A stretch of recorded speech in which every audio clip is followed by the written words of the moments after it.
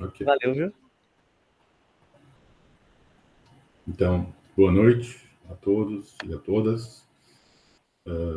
Meu nome é Georg Otto. Eu participo da organização do evento, mas, infelizmente, por uma questão familiar de saúde, de Covid, aliás, eu não pude participar presencialmente. E, para piorar, temos aqui em Belo Horizonte um sério problema de energia, meia fase, como se diz. Então, estou aqui numa situação técnica também um pouco precária. Bem, chegou o momento do encerramento do evento, que pelos comentários que eu vi, já pode ser visto como sucesso. Então, a coroação deste evento vai ser agora a apresentação da professora Márcia Sá Cavalcante Schubach, com a palestra intitulada A Cosmologia Mágica de Novalis. Eu vou rapidamente fazer uma pequena apresentação. A professora Márcia trabalha é titulada de Filosofia na Universidade de Södertörn, na Suécia. Agora gastei todo o meu sueco aqui. Mas ela já foi professora adjunta na Federal do Rio, nos anos 90, antes de se mudar para a Suécia. Ela fez doutorado em filosofia, com uma defesa em 1992, com uma tese sobre o conceito de começo na filosofia de Schelling. A tese é intitulada O Começo de Deus, a filosofia do dever no pensamento tardio de Schelling. Ela é autora de vários artigos e livros, dentre os quais a doutrina dos sons de Goethe, então, não é a doutrina das cores, mas dos sons de Goethe, a caminho da música nova de Webern. De modo geral, ela trabalha, tem outros trabalhos sobre a música. Outra obra publicada é Paralelos Medievais, ensaios de hermenêutica imaginativa, pela editora Vozes, publicada em 2000. Por falar na editora Vozes, ela traduziu Ser e Tempo de Heidegger, que saiu, salvo engano, agora preciso me lembrar, em 1989. E na Suécia, então, ela publicou outros livros, que não vou ler em sueco. O título traduzido de um livro publicado em 2006 é Elogio ao Nada, Ensaios de Hermenêutica Filosófica. Outro título publicado em 2011 é Pensar por Esboços, Ensaios sobre a Filosofia da Imagem e as Imagens da Filosofia. Uma publicação pela Sete Letras, Olho a Olho, Ensaios de Longe. Um título em inglês, Being with the Without. Outro título em inglês, Time in Exile in Conversation with Heidegger, Blanchot and Clarice Lispector, que saiu em 2020. Então, passo a palavra para a professora Márcia e desejo sucesso para a conclusão do nosso evento.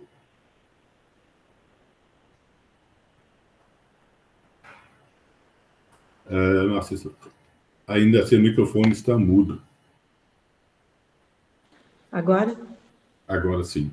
Agora.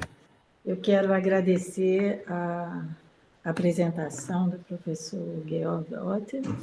Quero agradecer enormemente o Gabriel, toda a comissão organizadora, muito particularmente Gabriel, que entrou em contato comigo há anos não se esqueceu de mim, né, da idealista,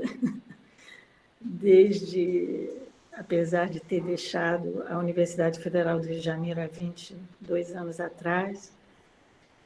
E agradecer e também me desculpar por não ter podido acompanhar. Eu acompanhei o máximo que eu pude, mas por razões de saúde, eu não pude pegar o ônibus que eu ia e encontrar vocês, ouvir os trabalhos dos professores, o trabalho dos colegas, o trabalho dos alunos, que me interessa muito ver, mas eu estou muito contente com essa bela organização, que eu vou poder ouvir tudo isso na disponibilidade do YouTube. Eu já ouvi alguns, e eu fico muito feliz com essa oportunidade de poder, de certa forma, retomar ou voltar aonde eu estava quando eu saí da Universidade Federal do Rio de Janeiro, que era com um projeto para entrar e me debruçar no pensamento da natureza em Novalis. Então, eu agradeço muito, né? E sobretudo aí ao Gabriel, que me deu esse entusiasmo de voltar, mas voltar como a primeira vez, né? Digamos assim. Então, eu gostaria de começar falando, talvez, da grande dificuldade que a gente tem vivido nos últimos anos, que é de respirar. Enfim, de conseguir voltar a respirar. E em nossa língua, e nesse momento da nossa história brasileira, acho que fica ainda mais sonoro como respirar não se separa de reaspirar, do desejo de desejar. E em todos esses verbos, o ar não deixa de soar. No elemento do ar, a respiração que reaspira traz um movimento de volta. Voltar a respirar, dar a volta por cima, voltar. Mas para quê? Para onde? Haverá volta possível? E o que não tem volta? Mas voltar, o que é voltar? Como o ar está implicado no voltar? Não será todo o desejo de voltar, voltar a respirar, reaspirar, um romantismo? E como ainda pronunciar hoje, na era da mais devastadora violência planetária, algum romantismo do desejo? Novalis, o poeta pensador da flor azul do romantismo, que proclamou a necessidade de romantizar o mundo, escreveu um poema intitulado Rückkehr, Volta. Numa tradução aproximada, o poema soa assim: no véu da névoa, noite em espiral, o remorso do pescador arrasta para a margem o sofredor. E o Atlanto se livra da roupa de escravo, onde línguas úmidas e frias o lambem com carícias salgadas, onde a alma escura e suave cavalga nas ondas para a magia da noite e trêmula a sua alma febril abre de novo em seu ciclo de vida um buraco para o impensado. E livres os seres são levados no fundo de seus rumos, nas encostas aguardam olhares que buscam, em vão, um aceno de gratidão. O pescador rema para a baía do encontro, fixo e azul profundo é o espelho do mar, crepitando balança o barco. Estrelas se penduram, lamparinas no céu, e o ar tem gosto de liberdade, e um instante faz soar lembranças. Quem sai vitorioso? Para que essa luta? Porque não matou como em toda captura? O que o transformou, o fascinou nesse peixe, de capturador a libertador? Sentimentos viram perguntas, desprendido de ilusões, seu conhecimento faz de novos pensamentos, sinceras sensações claras. Não somos todos apenas pontos de aceno no sistema terrestre? Não devemos todos nos entregarmos à natureza e às suas regras? Não lutamos todos pela sobrevida por um ser longo? Não morremos todos férteis em sermos recém-nascidos? No véu da névoa à noite em espiral, quando não se consegue ver que rumo tomar, seja de ida ou de volta, acontece de um pescador pescar, sem capturar. Acontece uma surpreendente, impensada e impensável passagem de vida capturadora da vida para a vida libertadora de vida. O que transformou, o que fascinou o pescador nesse peixe? Pergunta Novalis, a ponto de um pescador deixar o peixe ser a sua liberdade? Aconteceu, parece, um impensável movimento da noite para a noite, da noite coberta do véu de uma névoa em espiral para a magia da noite. Parece se tratar de um movimento impensável que leva a noite das escravidões e sofrimentos, das línguas úmidas e frias, para a sua magia, para o seu valor de enigma. Esse poema de Novalis fala de um retorno, um Rückkehr, desprendido de ilusões, pois em nenhum momento do poema se escuta alguma coisa sobre um retorno para uma origem harmoniosa, para uma idade de ouro, para o que alguma vez foi inteiro e se perdeu. O que se escuta é sobre um movimento de passagem, onde sentimentos viram perguntas. O conhecimento faz de novos pensamentos sinceras sensações claras. Nessa passagem, abre-se de novo, febrilmente, um buraco no ciclo da vida para o impensado. Ouvimos ainda. O impensado, que na forma de pergunta reconhece que devemos todos nos submeter à natureza e às suas regras, que todos lutamos pela sobrevida e por um ser longo, e que morremos todos férteis em sermos recém-nascidos. Que retorno é esse que volta todos para uma entrega à natureza, para uma luta por um ser longo, uma sobrevida, e para um morrer fértil em ser um recém-nascer?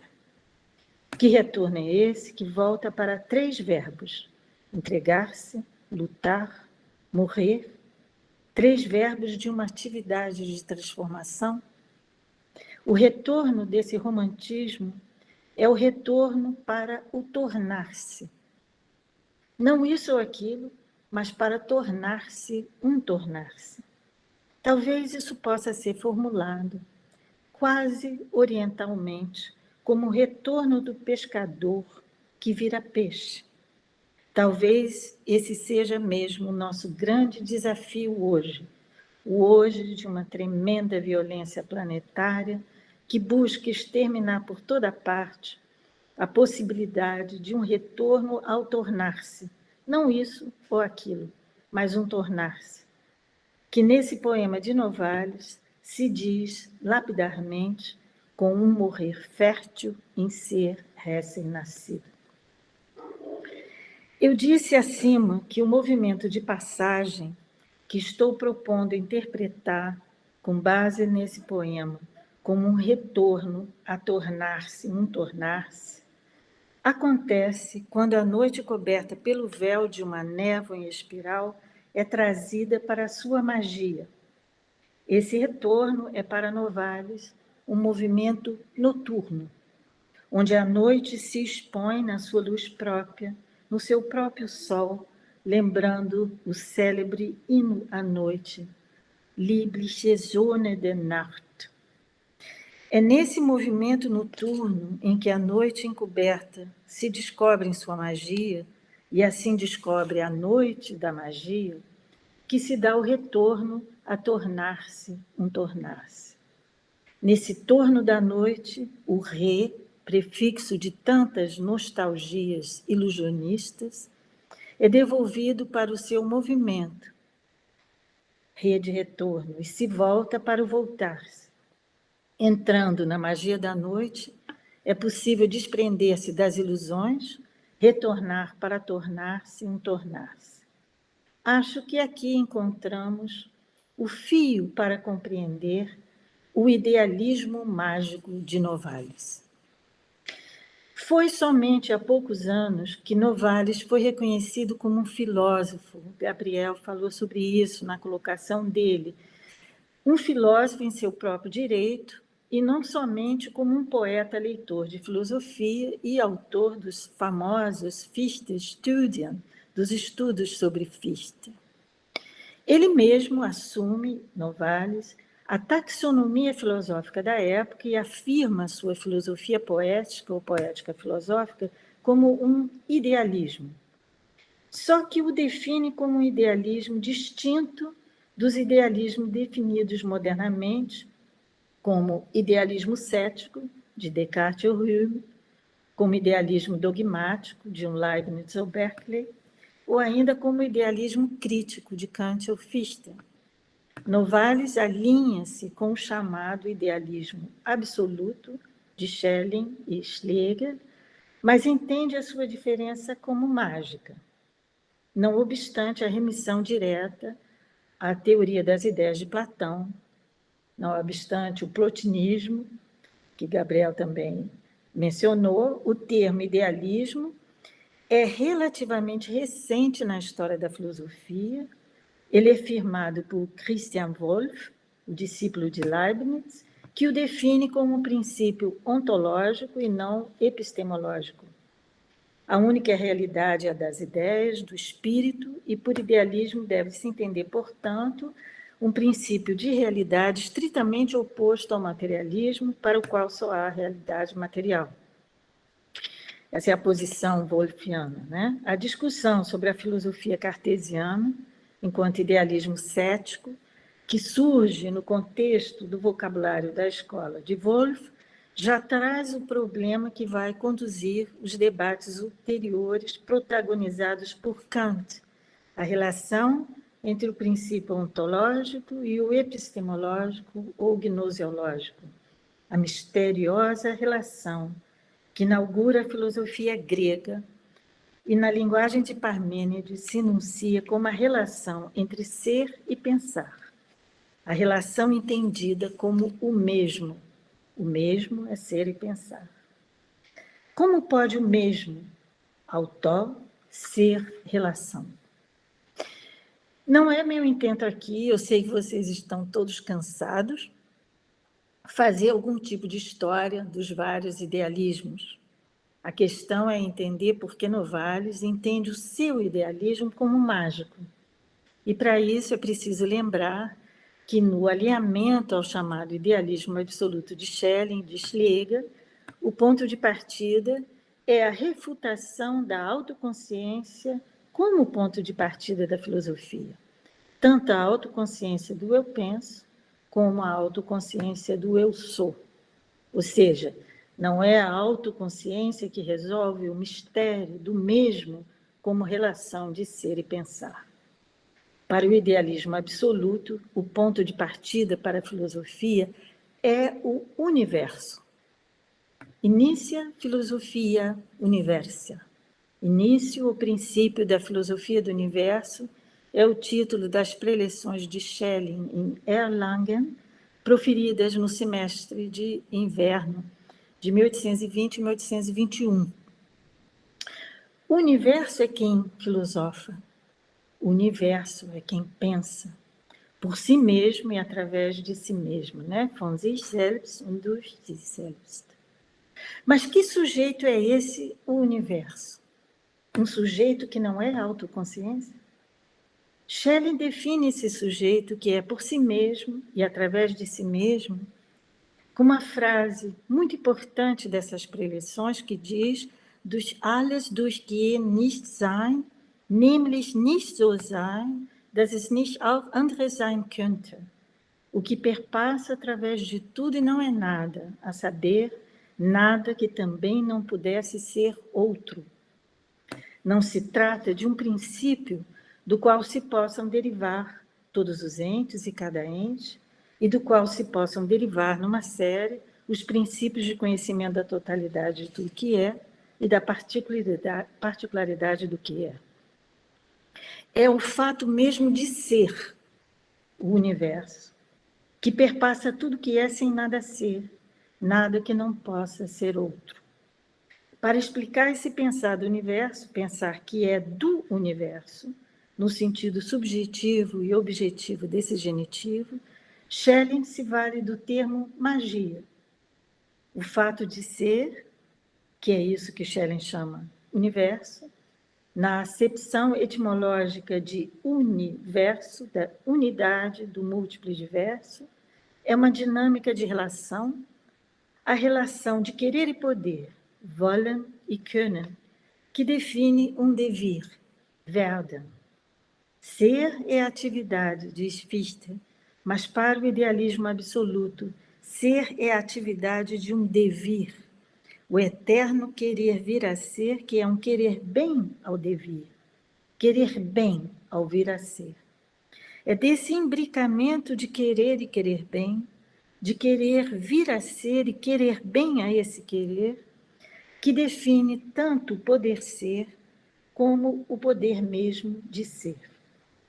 Pois em questão na magia não é o poder sobre o ser, mas o poder de ser.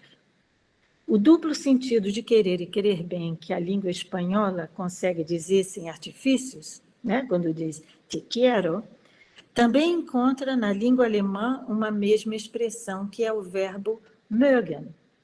Mögen, em alemão, diz querer, querer bem e poder. Das mag sein, ich möge das. So Schelling entende das ewige Mögen, o eterno querer bem, querer, poder, ao devir, poder querer, querer o que pode, como sentido intrínseco da ewige Freiheit, da eterna liberdade de ser. E vai insistir que na magia de ser, devir, lembrando que a palavra mögen tem parentesco etimológico com a antiga palavra de origem persa magush, provavelmente oriunda do étimo mag, que significa ser capaz de, ter poder, né? Por isso ele diz, nas mesmas preleções, que o eterno poder, das ewige Können, é a eterna magia de ewige Magie, entendida como a capacidade, Vermögen, de dar-se em todas as configurações sem permanecer em nenhuma. A magia, prossegue Schelling nessa mesma passagem, é um saber em repouso, ativando-se numa forma, ela faz a experiência de um saber, mas somente para voltar a irromper na bem-aventurança do não saber. Só o movimento de perpassar por tudo e nada ser, de tal modo que pode sempre ser outro, só esse movimento de ser é saber. O saber humano, forma que esse movimento pode assumir para fazer aparecer esse movimento, o saber do universo, se sabendo o universo, é apenas movimento para o repouso desse saber, movimento para o não saber. Por isso, pode-se dizer que o universo, que é esse movimento de tudo perpassar e não ser nada que não pudesse ser outro, sabe através de mim, e que eu não sei o universo. Por isso, nas palavras de Schelling, o eu sei, o eu sou, o que sabe, é o proton pseudos, o engano primordial. Eu não sei nada. O meu saber, enquanto realmente meu, não é o saber verdadeiro. Não é que eu sei, mas que o universo sabe através de mim. Fim de citação. Magia em Schelling diz, portanto, o sentido de ser enquanto devir, mas não o devir apreendido meramente como passagem da potência ao ato, mas como o passar dessa passagem, que tudo atravessa sem nada ser, de maneira a sempre poder ser outro, a sempre poder ser. O passe de mágica não está, portanto, em passar do não ser para o ser, como Platão definiu no simpósio A Poiesis da Criação. A mágica está no próprio passe, no passar, que tudo perpassando é somente nada sendo para tudo poder ser. Essas palavras de Schelling são pronunciadas e escritas quase 20 anos após a morte de Novalis, deixando indiscutida a influência de Novalis sobre Schelling e a deste sobre aquele, assim como uma exegese dos textos em que tal influência recíproca poderia ser investigada. A referência a essa reflexão de Schelling sobre a eterna magia de ser em devir nos ajuda a entender a via decisiva do idealismo mágico de Novalis. A magia do idealismo está na apreensão de que o princípio de ser não é propriamente nem ideal nem real, nem potência nem ato, mas a movimentação de vir a ser, o passe da passagem, a circulação universal, que é o universo. A expressão idealismo mágico aparece na obra de Novalis por volta de 1798, quando ele se encontra em Freiberg, onde trabalha nas minas. A Natália falou bastante sobre isso, né, sobre a biografia de Novalis, e se dedica ao que poderia ser, Novalis se dedica lá em Freiberg, ao que eu gostaria de chamar de uma mineralogia do pensar. É desse período que datam os seus fragmentos logológicos, observações preliminares, que junto com o seu rascunho, Gabriel até traduziu, acho melhor mesmo, o esboço universal, o Allgemeine Brouillon, constitui um material para a sua enciclopedística, enciclopédia de todos os saberes.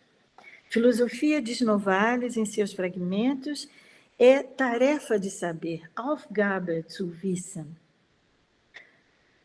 O etimológico amor da filosofia é para Novalis uma tarefa mística, ele diz, a tarefa de saber como a vida do universo é ela mesma um saber, como ela é uma teoria viva da vida, uma lebendige Theorie des Lebens, como os fatos acidentais, os acasos, os acontecimentos são, como ele diz, experimentos sistemáticos.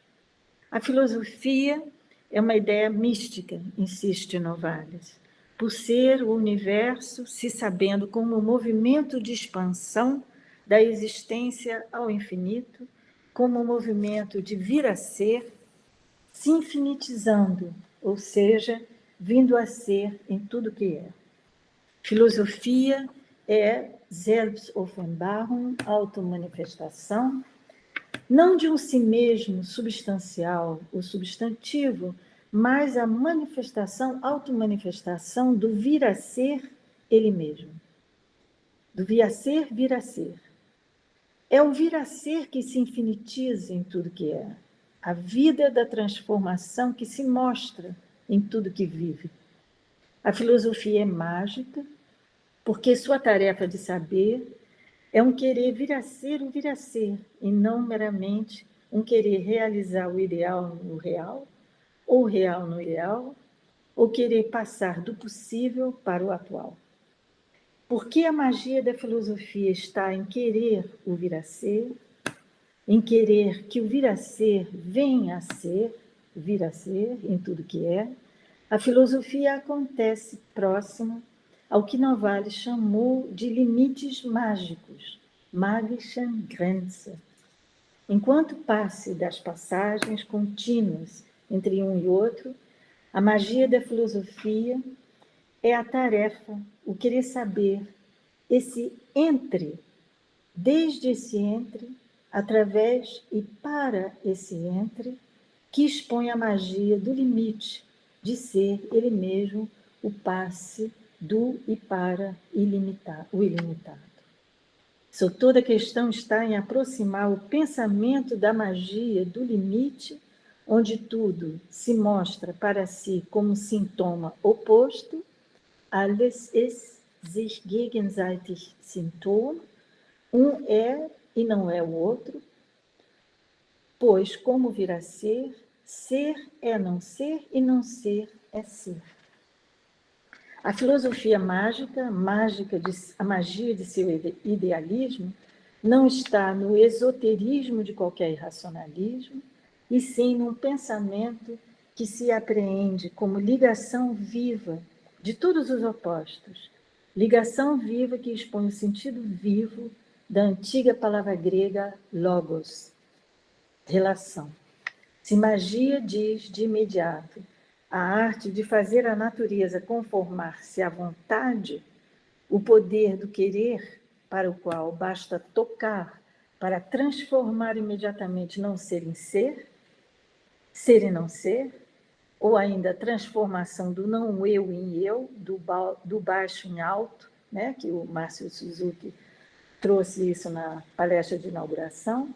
O que Novalis retém como decisivo nesses sentidos da magia é o toque. Se, como Schelling, Novalis entende magia como o passe das passagens, como o movimento do vindo a ser, de tal forma que há nada a ser, né? De tal modo que não possa ser outro, ele difere de Schelling por atentar a como esse passe toca, formando tudo que é. A filosofia do idealismo mágico é uma filosofia do toque dos espíritos, Geist der Berührung, diz Novalis, o que propõe entender como uma filosofia cujo ponto de partida é o espírito do toque, o tocar de todo toque, atividade ela mesma passiva e passividade altamente ativa, onde o interior já é exterior e o exterior interior. Eu acho que poder dizer que Novalis é um pensador quiasmático na linha que leva de Heráclito a Merleau-Ponty. Contudo, a espiritualidade mágica desse tocar não deve ser entendida como ocultismo ou como alguma protoforma de espiritismo, mas como uma cosmologia. A filosofia mágica, o idealismo mágico, é uma doutrina mágica do espírito no sentido de uma cosmologia mágica, que é outra disciplina esboçada por Novalis em seu esboço universal para uma enciclopedística.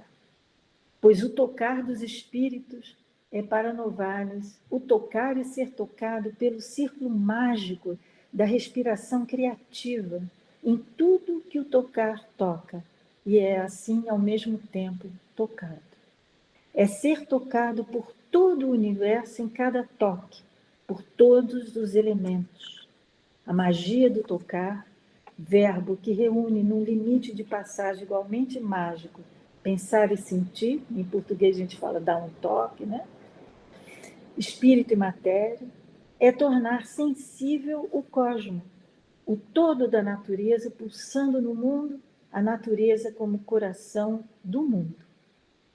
Por isso, para Novalis, todo polo é pólen, é Blühenstaub. Toda posição, solidez, matéria é ar, respiração criativa do movimento. Na magia do tocar, que é inexoravelmente a magia de ser tocado a tocar, e o inverso, fora que é dentro, dentro que é fora, o avesso do avesso do avesso, né? Se vocês me permitirem caetanizar o Novalis, sabe-se como a terra paira no ar, e não tanto que tudo se assenta na terra. Sabe-se, isto é, pensa-se sentindo e sente-se pensando, que o mais sólido toca o mais rarefeito, que o mais fluido toca o mais pétreo. A tarefa mágica da filosofia, de seu idealismo mágico, é ler em tudo que é o instante desse toque. Ler tudo que é como um instante, Augenblick, o piscar de olhos desse toque, onde se tocam o interior e o exterior, a matéria e o espírito, o finito e o infinito, o dia e a noite, o terrestre e o sideral. Essa é a mágica do passe. A magia do idealismo mágico de Novalis está em que a tarefa de saber, a filosofia, não parte dos conceitos e das palavras, de nenhum formalismo intelectualista, mas de uma mineralogia do pensamento E digo mineralogia, não somente por Novalis ter estudado mineralogia, ter sido engenheiro de Minas e das salinas em Freiberg, né? Queria estar aí em Ouro Preto, nesse lugar das minas, né? Dos nossos corações, né? Mas também por seu pensamento ter buscado a proximidade do limite mágico entre a pedra da terra e o ar do espírito, a densidade do visível e a rarefação do invisível, o limite mágico em que um já é outro sem deixar de ser o um, que não é o outro e assim se opõe ao outro. A transcendentalização do não-eu, do baixo, lembrando outra vez as reflexões de Márcio Suzuki, é mágica porque é apreendida desde o passe da passagem de um ao outro. Passe que mostra como um já é outro. Alto é baixo, baixo é alto, montanha é abismo elevado, abismo, montanha profunda, boca e caverna, respiração na boca, circulação do ar nas cavernas, rios e ventos, profundezas e alturas são movimentos recíprocos de internalizações e externalizações. No verbete intitulado Cosmologia Mágica, lemos sobre o toque espiritual de homem-mundo. Deve-se sempre repetir que esse toque é espiritual, não porque se cumpra numa região superior ou interior, ou superiormente interior, mas sim porque todos os pontos do mundo interior e exterior são tocados pela circulação da respiração criativa, pelo vir a ser, vindo a ser. Todos os pontos já são pólens para infinitos outros pontos. E assim que cada ponto possui uma metade integrante e por toda parte deve-se buscar, como diz Novalis, a dicotomia. Não a dicotomia que corta e separa interior do interior, alma e corpo, matéria, espírito, ideia e mundo, mas o limite mágico, onde um toca o outro sendo tocado pelo outro. Nesse sentido, pode-se entender por que a sensação pura, a reine Empfindung, se erige como a pedra de toque mais segura da verdade, né? O Probierstein der Wahrheit, e por que o princípio, o começo que nada mais é do que vir a ser, vindo a ser, é visível em tudo, nas menores coisas da vida cotidiana. E se cada coisa, menor ou maior, enquanto individual, particular e singular, enquanto finita, desaparece, porque até a pedra erode, os planetas surgem e desaparecem, em temporalidades as mais diversas, umas mais, outras menos apreensíveis e perceptíveis, é no seu desaparecer mesmo, que é o aparecer de sua finitude, que o infinito pode vir a ser, o infinito vir a ser, transparece em tudo. Fichte, diz Novalis, não entendeu a hipóstase, não entendeu a mineralogia do infinito, o modo como o infinito vir a ser se infinitiza, formando-se no finito. Como vir a ser vem a ser no que é e não é. Difícil de entender é esse minério do vir a ser. Quando a filosofia entende o minério desse mistério, ela se dá conta de que a sua tarefa de saber é, como ele diz, um chamado para a formação da Terra. Né? Novalis diz, wir sind auf einer Mission zur Bildung der Erde sind wir berufen. De que maneira cumprimos essa nossa missão de formação da Terra? Quando aprendemos a ver como tocamos. Ver como se toca é aprender no limite mágico, onde interior e exterior se unem e separam. É aprender que a alma se externaliza nas coisas da natureza e as coisas da natureza se internalizam no espírito. Uma frase de Novalis. Isso significa que o que aparece como interior e exterior é, na verdade, formação de movimentos de internalização e externalização, de que a casca de cada coisa é nela mesma o toque do círculo mágico da respiração criativa, o ser tocado pelo infinito vir a ser. Se Rimbaud dizia que eu é o outro, que eu é outro, Novalis diria que cada um é infinitos outros, pois o vir a ser é infinito por ser infinitivo. Polos são polis, repito, pois os opostos não são oposições, são formações.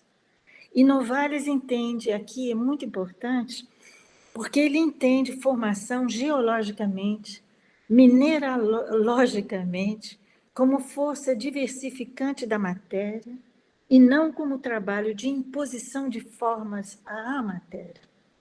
Apreender o que se põe como forma finita é apreender como se desdobra a força diversificante da matéria, o vermannigfaltende Kraft, expressão que salienta o movimento das dobras e expõe o infinito não como que não tem fim ou que possui muitas partes, mas o que se dobra, redobra, desdobra infinitamente. Assim, montanhas erguem-se para fora e para o alto, como abismos erguem-se para dentro e para o fundo.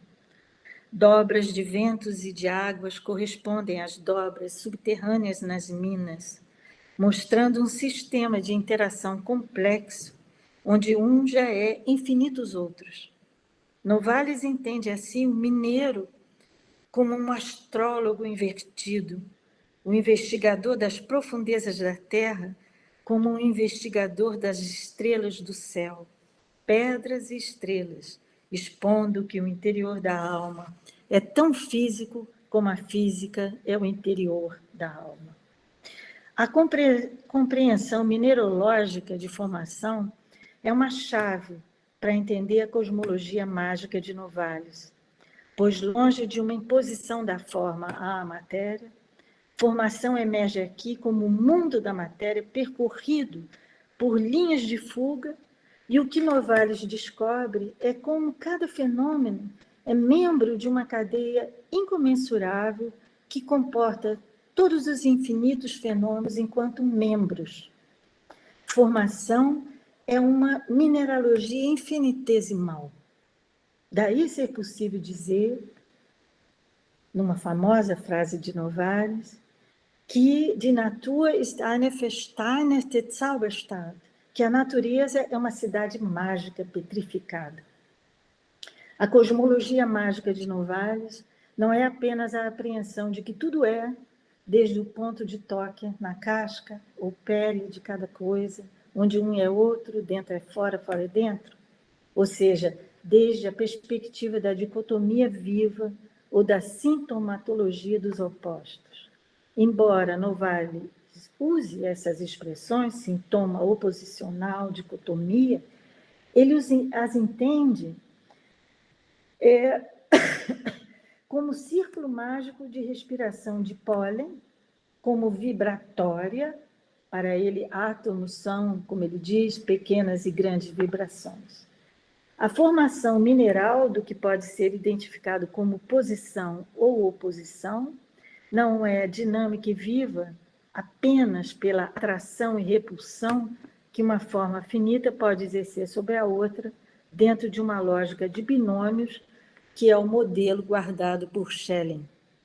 O modelo poético mineralógico esboçado por Novalis se opõe a essa binomialidade, vamos dizer assim, schellingiana, porque apresenta um perspectivismo, para usar um termo mais contemporâneo, que não está mais fundado sobre binômios, mas sobre infinitonômios, por uma multiplicidade infinita de elementos e forças, por tantos pontos de vista sobre da natureza que se mostram como dobras do infinito poder de infinitização do vir a ser em formas finitas.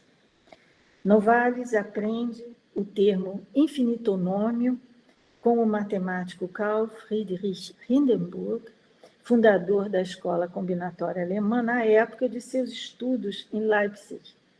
Com esse termo, busca formular a mágica do passe das passagens, o mistério da transição, da transubstanciação, que não parte de nenhum binômio, e sim de uma visão das passagens, estou quase pronta, informação em tudo o que se formou. Assim, o infinitonômio não é um ponto de vista sobre tudo, é o todo como infinidade dos pontos de vista opostos uns aos outros, se fixando por acaso em configurações de forças, tanto no plano da natureza como no do espírito. A mineralogia ensina a ver nas formações não formas, mas o vir a ser vindo a ser. Nesse sentido, a mineralogia do pensar se mostra radicalmente poética. O que aqui se descobre é uma simbolística de tudo, no sentido literal da palavra símbolo, de como cada coisa, cada formação é em si mesma movimentos de e para infinitos outros. Assim, não cabe mais pensar a formação a partir de uma relação formal entre formas prévias ou arquetípicas, formas posteriores, produzidas ou eduzidas como imitação ou transformação do já formado. Cada formação é emergência de infinitos movimentos de passagem, de constelações de vir a ser, vindo a ser. Se há imitação, toda formação imita a formação, imita o tornar-se, imita o vir a ser. Distinta de uma versão romântica da doutrina da coincidência dos opostos, da coincidência opositória dos antigos e medievais, ou de uma doutrina das correspondências, de como o interior é o exterior invertido e vice-versa, a cosmologia mágica de Novalis expõe a mágica do passe, da passagem de um ao outro, no mistério das formações, fazendo aparecer como tornar-se, torna-se um tornar-se em tudo que é. Essa é a magia que Novalis reconhece como imaginação, ouvindo na palavra imaginação não mais a imagem, mas a magia do vir a ser, vindo a ser, um vir a ser, liberando o pensamento e o sentimento do julgo de ser a imagem de para ser como, evocando aqui uma distinção feita por um poeta bem contemporâneo, que Novalis não conheceu, chamado Michel Deguy, e que faleceu no ano passado. Ou seja, ser como um tornar-se, fértil de recém-nascido. Resumindo o esboço da leitura da cosmologia mágica de Novalis, que eu aqui apresentei, espero não ter cansado demais vocês, eu busquei mostrar como a sua magia é definida pelo passe das passagens, em que o tornar-se se torna tornar-se. Tentei mostrar como uma compreensão inteiramente nova da relação entre matéria e forma se esboça com base num sentido mineralógico da formação, de sua poética mineral, e por isso que a magia, entendida como o poder do homem de conformar a natureza a si mesmo, a mágica como poder sobre o ser, expõe esse poder como o poder de mostrar nessa correspondência. Antes de mais nada, o poder mesmo de ser. A magia é o poder de ser. O poder de vir a ser, vir a ser. Aqui Novalis se encontra com Clarice Lispector, essa escritora da literatura mágica, que, na sua palestra sobre literatura e magia num congresso de bruxaria no México, disse com toda precisão que, para mim, o que quer que exista, existe por algum tipo de mágica. Muito obrigada.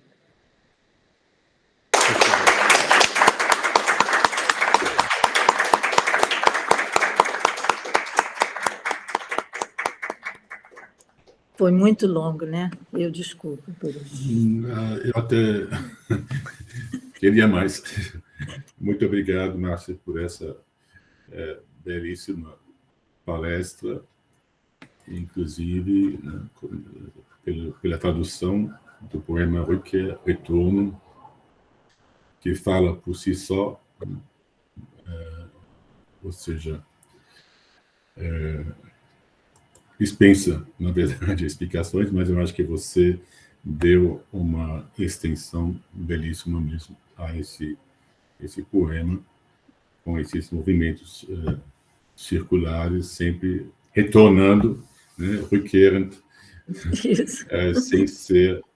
sem ser um retorno a uma origem, como você disse.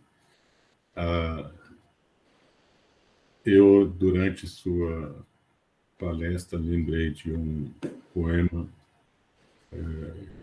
do romantismo tardio, do Joseph von Eichendorff, Wünschelrute, que acho que é traduzido por forquilha, aquele instrumento que é usado para descobrir minas, né, minas de água na terra.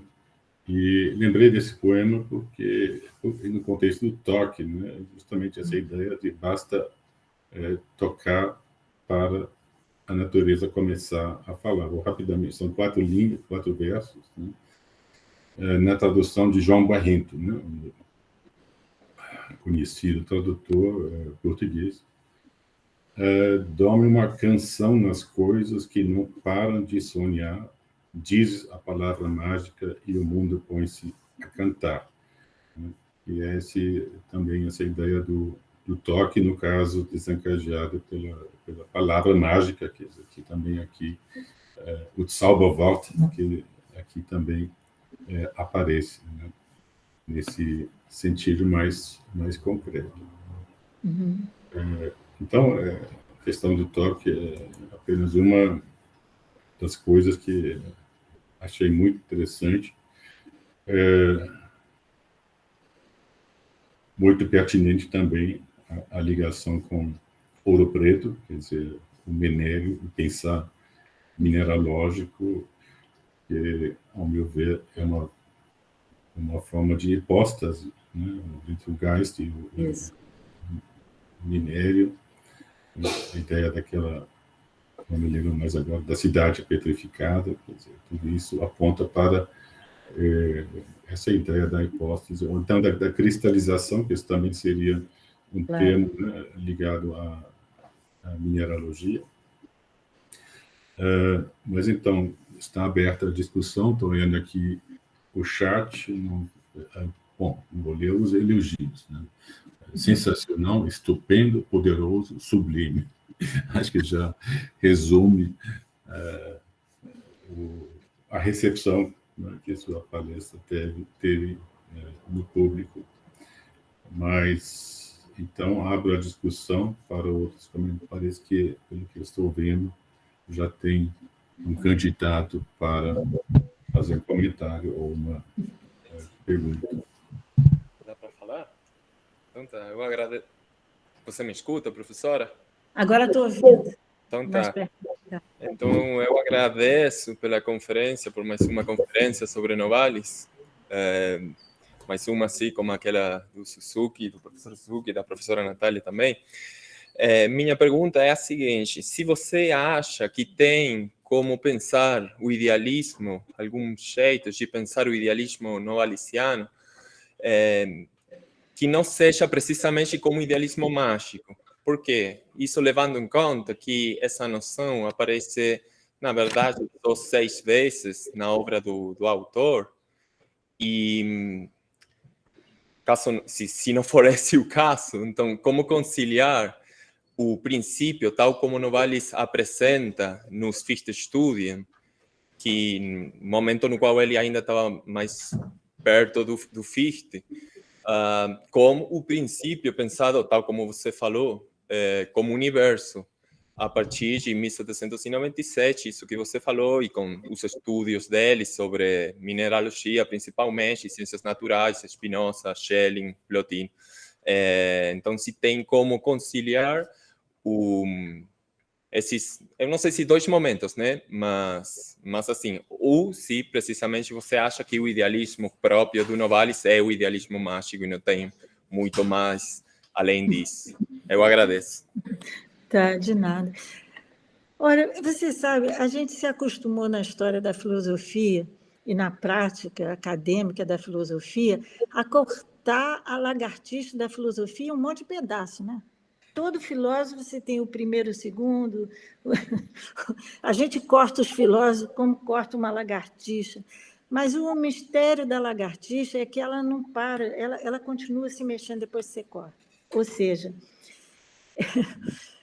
para dizer o seguinte, eu acho que essas distinções muito severas do primeiro Novalis, mais Fichtiano, e depois o mágico, como oposições, a gente devia talvez levar esse aprendizado do Novalis dos polos como pólen para ver isso como um movimento de pensamento.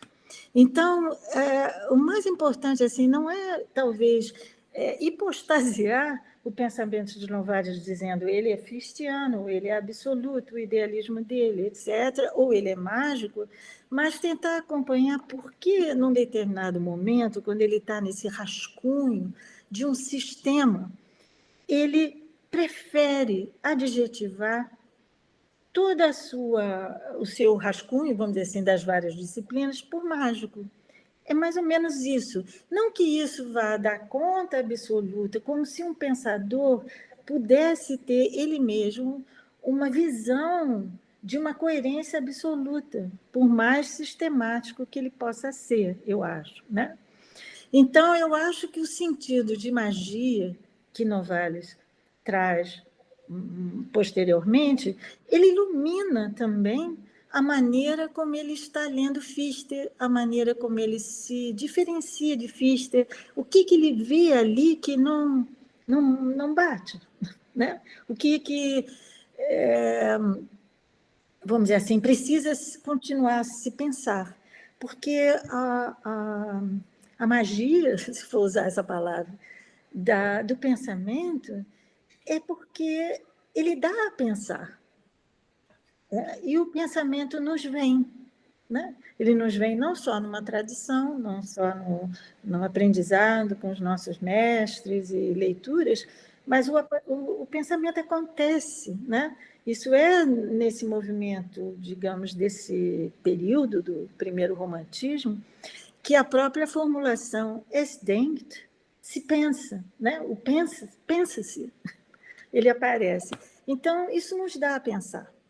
Eu acho que, eu não sei se eu respondi a sua pergunta, assim, a gente pode fichtianizar o Shelley, o Novalis, novalizar o Fichte, a gente pode fazer tudo isso, né? Com certeza. Respondeu sim. Obrigado, Vi. De nada. Bom, boa noite, professora. Muitíssimo obrigado pela belíssima fala. Eu vou fazer 2 perguntas e, como sempre, eu vou tentar ser breve e, como sempre, provavelmente eu não vou conseguir. Mas vamos lá. É mais ou menos o seguinte. Eu acho que você fez uma coisa, primeiro, que é muito interessante, que é não só falar de Novalis como um objeto de comentário histórico, mas, ao contrário, tentar pensar verdadeiramente com o Novalis e à luz de Novalis. E aí, nesse sentido, eu queria, primeiro, a minha primeira pergunta vai em direção à figura do toque, a figura do passe, do que você tem chamado do passe, né? O voltar ao tornar-se. E aí a minha pergunta nesse sentido é a seguinte: como a gente pode pensar essa figura do voltar ao tornar-se, do passe, que me parece ser, digamos assim, a figura base desde a qual você desenvolve a cosmologia mágica de Novalis, como nós podemos recuperar essas figuras para pensarmos uma chave de uma metafísica moderna do infinito que possui não apenas o interesse histórico, mas profunda e radicalmente significativa relevância hoje, contemporânea, na cena contemporânea. E por que eu estou isso dizendo? Bom, pela seguinte razão, isso é uma obsessão que os meus colegas já devem ter notado em mim, a respeito da algoritmização, o que eu chamo de, muito erradamente, de algoritmização do mundo da vida, ou seja, isso é algo que está na reflexão ao longo do século XX, dos pensadores que pensaram sobre a técnica, Adorno, Heidegger, etc., Severino, etc., mas isto é, de um mundo que se torna cada vez mais finito, cada vez mais incapaz de pensar o infinito, ou de entregar-se ao pensar, como você acabou de colocar na bela expressão heideggeriana. E eu queria, então, perguntar como você vê, professora, essa figura do toque, da passagem, do voltar ao tornar-se, de novo, não como um mero objeto de comentário histórico, uma tentativa de recuperar Novalis, mas, sabe, como se fosse um objeto, mas ao contrário, pensar radicalmente, estar à altura de Novalis, recuperá-lo para o nosso tempo, que, aliás, é essa a tarefa do pensar ele mesmo, não um comentário de história da filosofia, mas fazer filosofia. Então, eu gostaria de ouvir um pouco mais a respeito disso. Essa é a primeira. Como eu disse, eu ia tentar ser breve e sabia que eu não ia conseguir, me desculpe.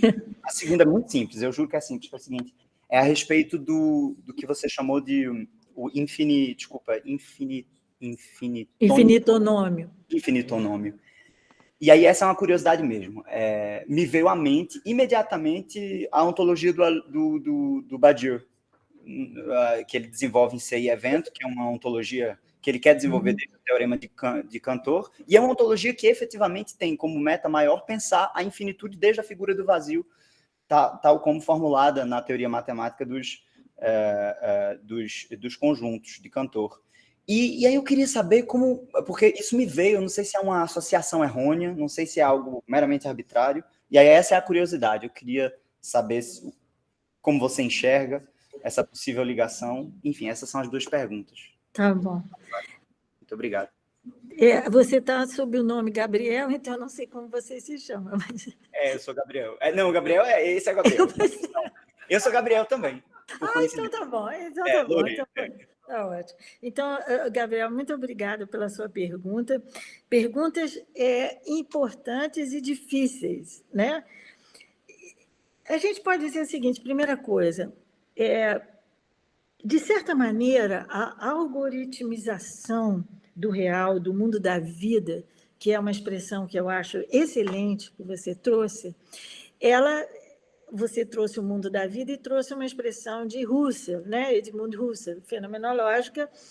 Então, a gente pode dizer assim que, de fato, dentro da linha do pensamento da crise da ciência europeia, né? Esse grande volume do Husserl no final da vida dele, ele está fazendo, de certa forma, deixando aparecer que o grande problema da modernidade é a invenção do infinito. E, de certa forma, quando a gente lê, por exemplo, um ensaio como a expansão do poder, como a expansão da Hannah Arendt, que depois vai integrar a origem do totalitarismo, a gente vê que, embora sem fazer essa conexão, ela também está pensando o problema moderno do poder, né, como o problema da expansão, que é uma expansão que, vamos dizer assim, está baseada na invenção do infinito, e que o infinito é a dinâmica mesma do capital, né? Então, a gente pode dizer que a invenção do infinito, na modernidade, é como se fosse a invenção da arma mais letal do mundo da vida. Seria uma coisa assim. Por outro lado, os românticos, vamos dizer assim, eles entendem o infinito de outra forma, né? Eles entendem o infinito como a dinâmica mesmo do vir a ser, vamos dizer assim. Ou seja, o infinito é um modo, isso varia muito, né? Mas, de certa forma, a gente pode dizer que, por exemplo, o Novalis, eu ousaria dizer que, para ele, o finito é infinitamente finito, porque o finito é uma formação, né, nesse sentido geológico que ele aprende nesses seus estudos mesmo de mineralogia, nesse sentido de formação que é diferente de todo o Bildungs, a filosofia do Bildung, que se também define nesse momento. Então, a gente tem assim, eu também estou com aquele vício de filósofo, era para responder bem breve, e eu estou falando para burro, né? Então, vamos lá. A gente tem, nesse momento da história da filosofia, o surgimento de uma série de expressões na língua alemã que não existiam, como todo o vocabulário em torno de Bildung, Nachbildung, Efterbildung, Vorbildung, eles estão né? Ele tem uma origem do alemão medieval, etc., mas ele se desenvolve ali. Por quê? Nós estamos vivendo um momento da instauração de um sistema de produção. Então, o vocabulário da produção, do surgimento da produção, tanto do nacional como de identidade, de tudo, é um abalo. É assim, tremendo, porque nós estamos vivendo o que Marx definiu muito bem. O homem se entende como autoprodução, ele não é mais o autóctone, ele é a autoprodução. Há um ponto tal de vertigem disso que o nazismo vai ser a autoprodução de uma autoctonia, né? A construção, a invenção de um autóctone que não tem, né? O forjado fictício. Mas, enfim, tudo isso para dizer que o infinito é um problema. E a metafísica, quer dizer, a fenomenologia da finitude, no diálogo com o Heidegger tem com o Cassirer em Davos, a briga é essa, né? Não, o finito contra o infinito. Então, eu acho que um pensamento do infinitamente finito, como aparece no Novalis, ele nos traz um modo de pensar. A gente não tem como pensar fora da algoritmização, porque esse aqui é o inferno, né? Vamos dizer assim, nosso. Mas, de dentro, né, um outro sentido vamos dizer assim, dessa perspectiva do muito antigo, do muito depois, essa perspectiva do infinito, né? Então, digamos que ela pode trazer uma outra dimensão. E quanto ao toque, ao passe, hoje,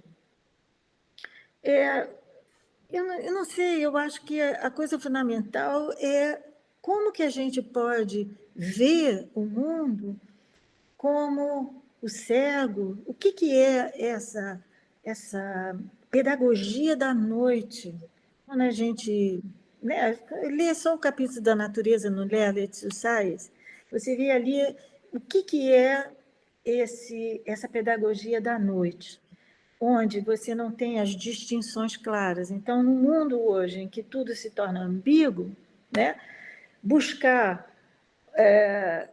um discurso inequívoco, ele está com o pé no fascismo também, né? A gente tem um fascismo da ambiguidade e a tentativa de curar isso por discursos inequívocos, eles já trazem a gente para essa inequivocidade ideológica. Então, o que acontece se a gente pode fazer a experiência mesmo de um informe que não é a deformação capitalista, mas é o informe mesmo dessa escuta do ouvido, assim, colado na terra, da escuta mesmo de um ver que toca as coisas, porque tocar significa ser tocado. E eu acho que o grande problema da algoritmização do mundo da vida é cortar a possibilidade de ser tocado. Porque qual é o nosso grande problema? Que desde a filosofia antiga, grega, eu sei o que é certo e não faço. Né? Eurípides, Hipólito, Fedra de Racine, eu sei o que é certo, mas eu não faço. O que é essa letargia? Né? O que é essa não insurreição que até o canibal do Montaigne disse? Eu não entendo como é possível esse Fausto e essa fome e não se entra no palácio e se, vamos dizer assim, se apossa desse Fausto, vamos dizer assim. Né? Então, eu acho que eu respondi assim meio longo. Não, foi meio longo, não acho, mas eu não sei se eu atendi a sua pergunta. Quanto ao Badiou, eu vou dizer, eu não conheço suficientemente todo o pensamento combinatório do Hindenburg, onde ele cunhou o termo infinitonômio, para poder fazer essa comparação. Né? Mas talvez isso possa ser um estudo interessante para quem está de dentro da matemática e possa olhar o que é esse sentido que o Novalis viu mineralogicamente e não matematicamente. Então, o que seria uma mineralogia infinitesimal, que não é um cálculo infinitesimal? Eu acho que o Badiou está no cálculo infinitesimal, e o Novalis está mais nessa mineralogia, né? Então, assim, só um acho. Obrigado.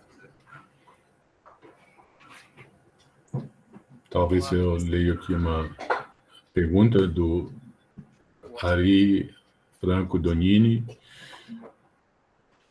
acerca dos termos mágico e mágica.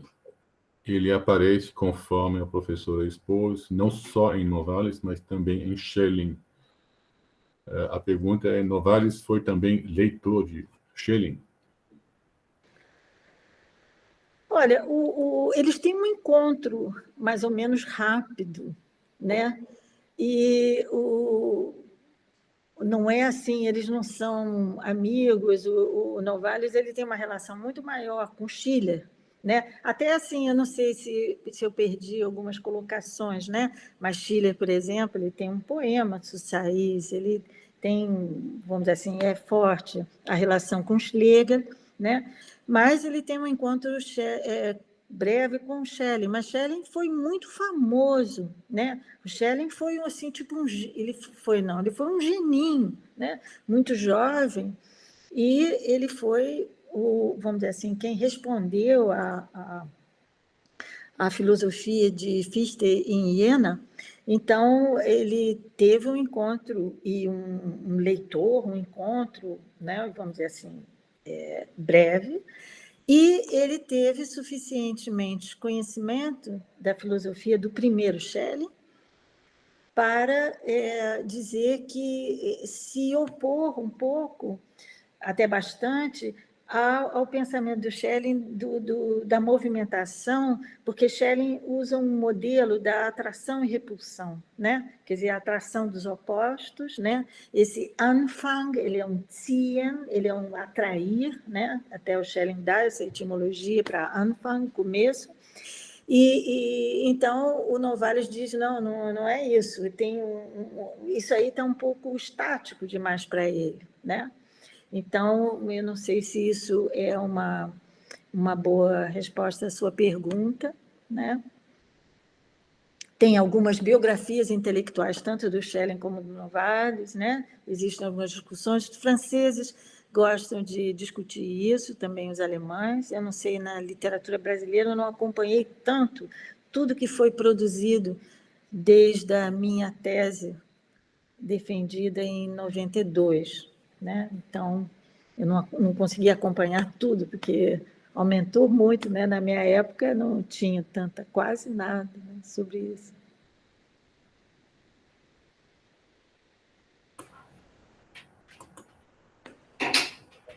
Com licença. Dá para ouvir? Bom, sim, tem mais. Posso sim, dá para ouvir. Perfeito. Primeiro, eu queria agradecer a professora pela fala, que foi inspiradora, e dizer que eu sou um grande fã da professora. O meu mestrado é em Heidegger, eu li inicialmente pela sua tradução, só depois que eu peguei o texto em alemão, então seu pensamento me inspira muito. Eu queria fazer uma pergunta levando talvez para esse lado da minha leitura heideggeriana dos românticos, mas tem a ver, inclusive, com a última pergunta que foi feita aqui presencial sobre essa questão da magia em relação ao mundo que, durante essa mudança do modo de produção, esse mundo está sendo, digamos assim, desencantado. Né, o Schiller fala de Entgötterte Natur, e mais para frente Weber, a partir disso, vai falar do Entzauberung der Welt. Eu fico sempre pensando a relação entre o ser e o sentido, né? A relação do sentido da experiência do mundo na ontologia. E aí eu queria pedir à professora que falasse um pouco sobre isso, se possível. Sobre o sentido do ser? Sobre ser e sentido, essa relação ontológica entre o sentido da experiência do mundo para a gente. Em Heidegger? como a senhora preferir. Se a senhora achar que isso é um bom recurso.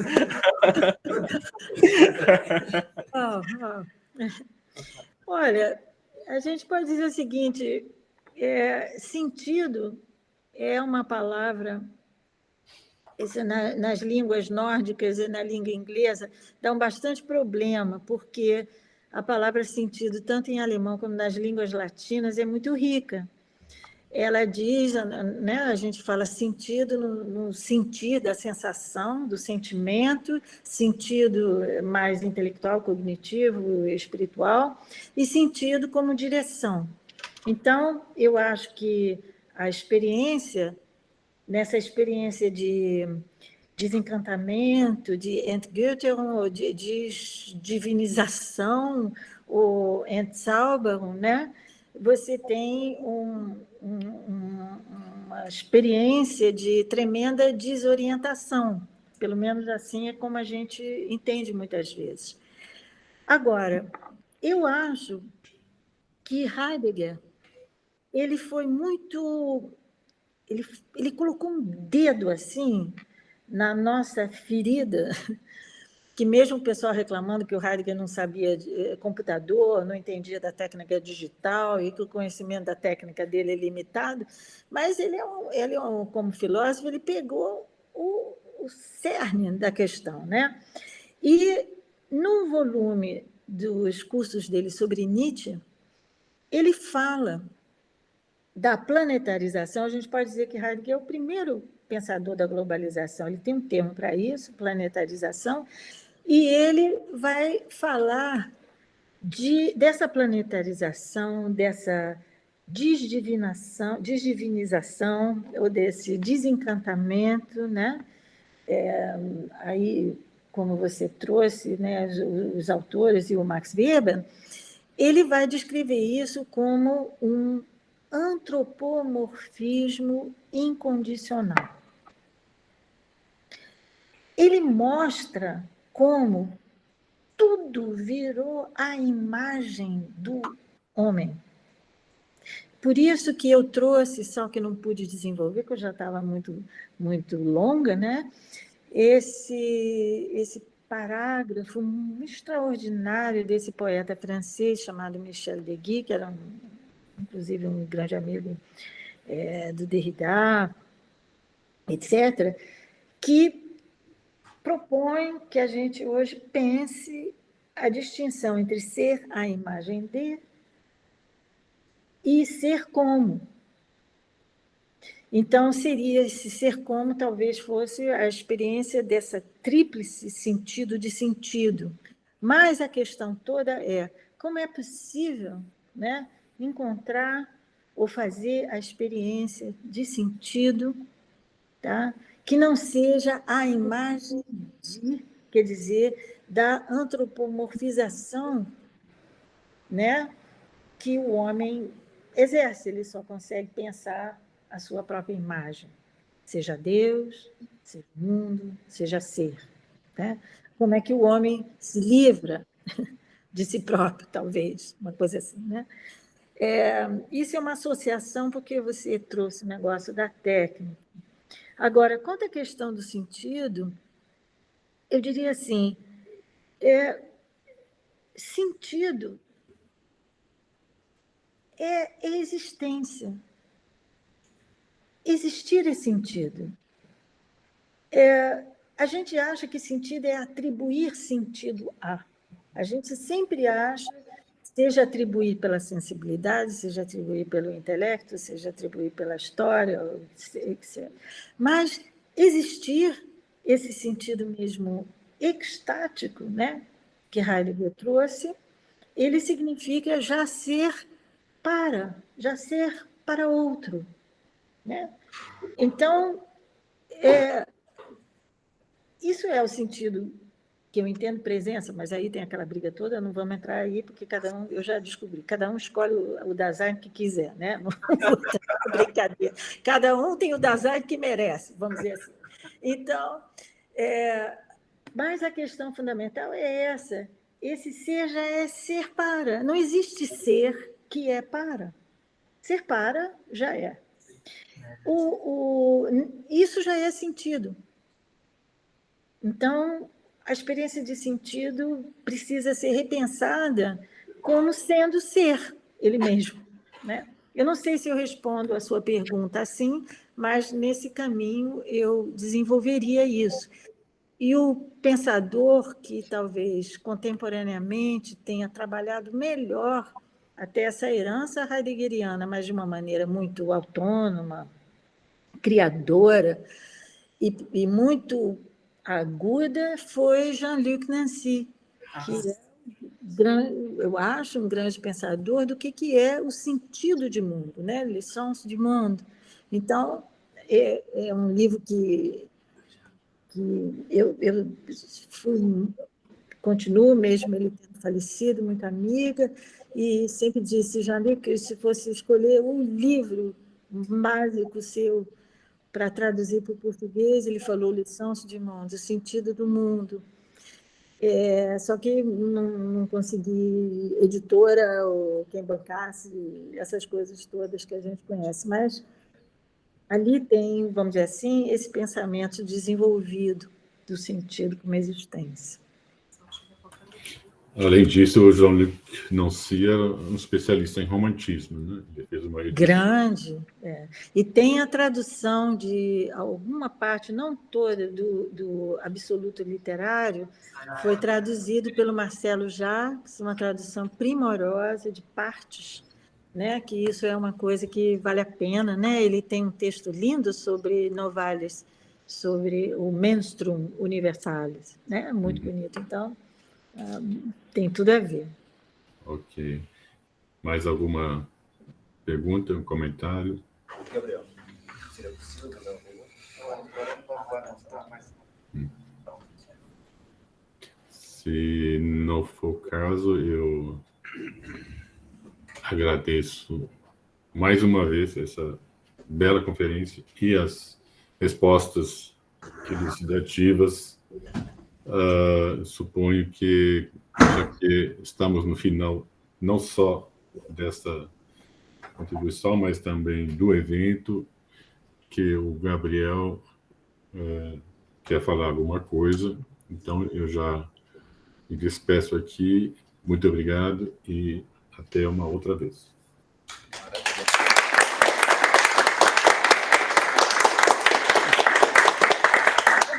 Obrigado, viu, Márcia? Foi ótimo ter sua presença. É muito bom essa interação. Espero que a gente possa se conhecer pessoalmente um dia. Tudo de bom, viu? Olha, muito obrigada pelo convite, obrigada por esse lindo evento e que eu espero que seja o primeiro de muitos, né? Obrigada. Tchau. Desligo, né? Eu desligo agora, eu saio? Tá bom. Tchau. Tchau.